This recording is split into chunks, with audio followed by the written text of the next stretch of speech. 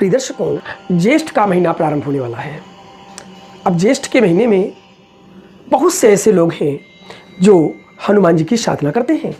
पवन पुत्र हनुमान, जिनकी साधना करने मात्र से ही समस्त सिद्धियां और समस्त निधियां प्राप्त हो जाती हैं, क्योंकि वो स्वयं अष्ट सिद्धि नवनिधि के दाता हैं।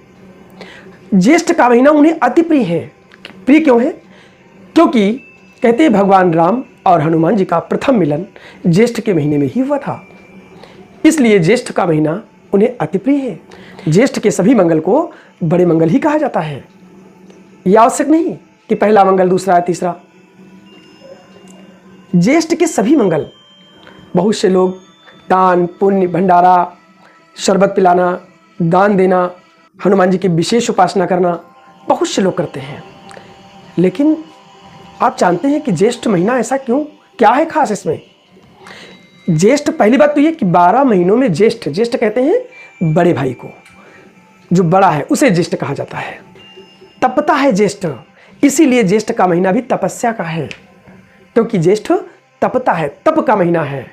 और जिसने ज्येष्ठ के महीने में तप कर लिया, निर्जला एकादशी ज्येष्ठ के महीने में, इसीलिए क्योंकि ज्येष्ठ तपता है। और ज्येष्ठ में यदि कोई तप करके दिखाए तो हनुमान जी की इस पर विशेष कृपा हो जाती है। हनुमान जी की साधना का प्रमुख महीना है ज्येष्ठ। इस ज्येष्ठ महीने में कैसे करनी है साधना? हनुमान जी को अगर तुम उनकी कृपा पाना चाहते हो, उनकी खुशी पाना चाहते हो, तो उन्हें क्या अच्छा लगता है आप इसको देखें। सबसे बड़ी बात कि भाव कैसा? प्रेम से भरा हुआ भाव और पूर्ण समर्पण और पूर्ण श्रद्धा और पूर्ण विश्वास होना चाहिए आपको अपने हनुमान जी पर। और फिर मंगलवार की प्रथम, यानी जो पहला दिन है मंगलवार का पहला दिन, उसी दिन से आपको पूरे महीने की साधना का संकल्प ले लेना है। लाल वस्त्र, लाल आसन और एक समय भोजन, और अगर हो सके तो रात्रि में अधिक से अधिक जागना। इसके अलावा एक महत्वपूर्ण बात यह है कि शयन जमीन पर करना। देखिए, साधना है और साधना में कुछ पाना है तो आपको कुछ तो करना पड़ेगा, कुछ तो खोना पड़ेगा। पाने के लिए त्याग करना पड़ता है। तो प्रातःकाल उठ करके, ज्येष्ठ का जो पहला दिन है, प्रातःकाल ब्रह्म मुहूर्त में उठ करके सबसे पहले आप स्नान करके अपने हाथों में जल अक्षत लेकर के संकल्प कीजिए कि मैं 1 माह की साधना करने जा रहा हूँ।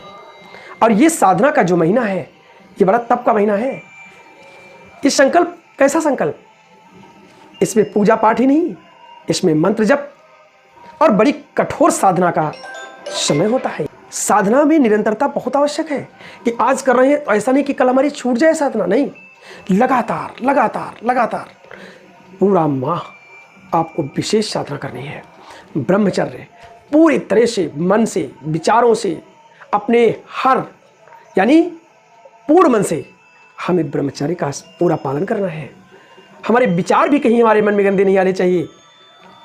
और शुद्धता, पवित्रता, इसका बहुत ध्यान रखना है, क्योंकि हनुमान जी की साधना में पवित्रता और साफ सफाई अति आवश्यक है। जब भी हम साधना करें, प्रातःकाल और सायं, ये 2 समय निश्चित कर लें कि 2 समय हमें कितना समय देना है। कम से कम 2 घंटे हमें हर हाल में देना है, शेष तो हमें दिन रात पूरा देना है। लेकिन जो बैठ करके वास्तविक मंत्र जप करना है, अपना जो विशेष साधन करना है, वो 2 घंटे प्रातः और 2 घंटे शाम को तो देना ही देना है। अब इसमें नियम बना लें कि जो मैंने आज किया है उसे हम बढ़ाएंगे, कम नहीं करना है, उसे बढ़ाना है। कि अगर हमारा 1 घंटे हमने किया आज है, तो हम कल 1 घंटा 10 मिनट करेंगे, फिर 1.5 घंटा करेंगे, फिर 2 घंटे करेंगे। इस तरह से भी आप कर सकते हैं। और मंत्र जप, एक मंत्र निश्चित कर ले, जो भी मंत्र। एक बात मैं आपसे बताना चाहता हूँ, सबसे बड़ी ताकत होती है मंत्र जप में। मंत्र जप में बहुत बड़ी ताकत है।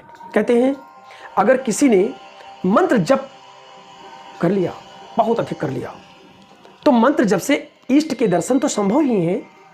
इसके अलावा तुम्हारी वो हर इच्छा पूरी होगी जो तुम चाहते हो। लेकिन ये 1 महीने में संभव नहीं है। इसके लिए तुम्हें लगातार मंत्र जप करना होगा, क्योंकि जो प्रतिदिन 1 घंटा सुबह और 1 घंटा शाम को मंत्र जप करता ही करता है, निश्चित रूप से वक्त आने पर उसे वो सब कुछ मिल जाता है जिसे उसकी इच्छा होती है, जो उसकी मनोकामना होती है।